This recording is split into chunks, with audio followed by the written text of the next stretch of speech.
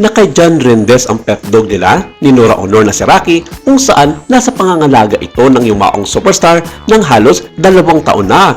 Nagtatanong ang mga fans noon ng the late superstar kung sino na ang mag-aalaga sa aso sa kanyang pagpanaw dahil maraming hakaka na mapupunta ito sa kanyang mga anak na sina Ian, Lotlot at Matet. Pero nagulat ang lahat ng kasakasama na ito ng rapper at dating karelasyon ni Nora Honor na si John Rendes.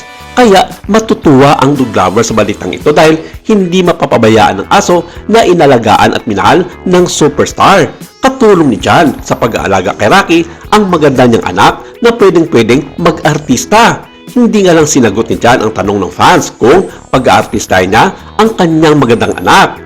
Marami palang mababasang kwentong Nora sa Facebook ni John, gaya nung araw na pumanaw ito. Saad niya, "As I was holding Ate Guy's hand when she passed away, Ate Imelda Papin came in and told me to pray in Medical City Chapel.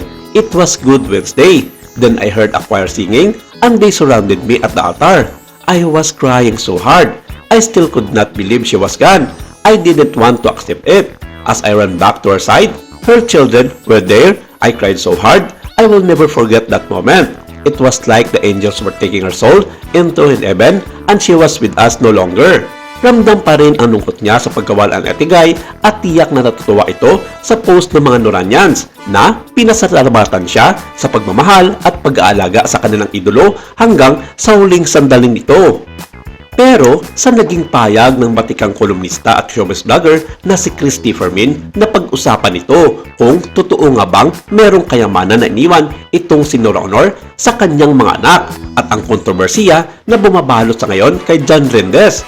Sa kanilang programa na Showbiz Now na kasama si Romel Chica at Wendell Alvarez, sinabi ni Christy Fermin na hindi na ganoon kayaman sa ngayon ang namayapang superstar, subalit may mga ilan-ilan itong may natitirang bahay sa kanyang probinsya sa Iriga sa Camarines Sur at malaki ang posibilidad na mapupunta ito kay Ian, ang kanyang nag-iisang anak sa dating aktor na si Christopher De Leon. Ito'y base na rin sa inapot ni John Rendes na sinabi nitong kay Ian nga mapupunta at hindi sa 2 anak nitong babae na sina Matet at Lotlot. Sa katunayan nga raw, kasama si John sa pagproseso ng kaso laban sa umangkin sa nasabing bahay na naipundar ng superstar noong nabubuhay pa ito. Binawi ito ni Nora ang nasabing bahay dahil ibinenta ito ng kanyang kamag-anak sa Iriga na walang paalam sa superstar. Inilahad ito ni Christopher Min, base na rin sa kanyang source sa kampo ni John Rendes. Inamin din ito na maraming naipundar noon na mga kalupaan ang superstar sa panahon ng kanyang kasikatan.